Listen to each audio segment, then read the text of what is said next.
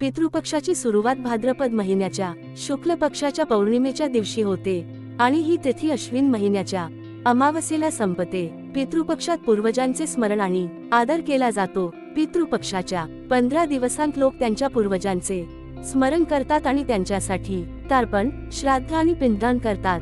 पितृपक्षात बऱ्याचदा दानधर्म आणि सत्कर्म केल्यानंतरही आपण पापाचे भागीदार बनतो। पितृपक्षात कोणत्या गोष्टींची खरेदी करू नये जाणून घ्या। पितृदोष म्हणजे काय?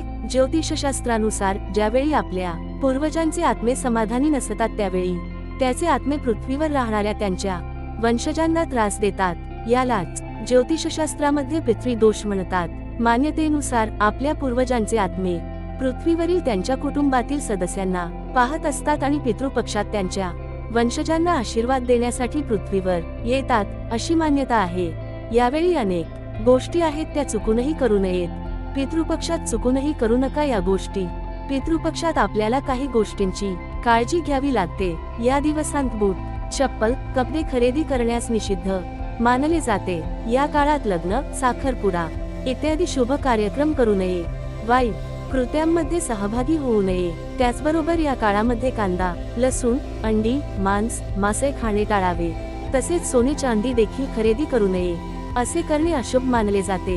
या काळात धार्मिक कार्य करणे देखील टाळावे। कोणाशीही गैरवर्तन करू नका आणि वडीलधाऱ्यांचा आदर करा। या वस्तू देखील खरेदी करू नये। पितृपक्षामध्ये लोखंडी वस्तू खरेदी करू नयेत। असे मानले जाते की पितृपक्षात लोखंडी वस्तू खरेदी केल्याने घरात नकारात्मक ऊर्जा वाढू शकते। यामुळे व्यक्तीला काही समस्यांना तोंड द्यावे लागते। मोहरीचे तेल, पितृपक्षात मोहरीचे तेल घरी आणू नये।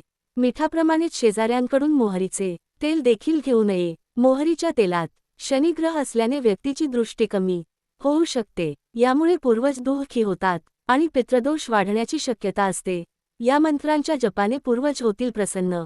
ओम त्र्यंबकम यजमहे सुगंधी पुष्टिवर्धनम उर्वरुकमिव बंधनम मृत्युर्मुखियाममृतत। ओम तत्पुरुषाय विद्महे महादेवायच धीमहि तन्नो रुद्र प्रचोदयात्। ओम पितृगणाय विद्महे जगत धारिणी धीमहि तन्नो पितृओ प्रचोदयात्।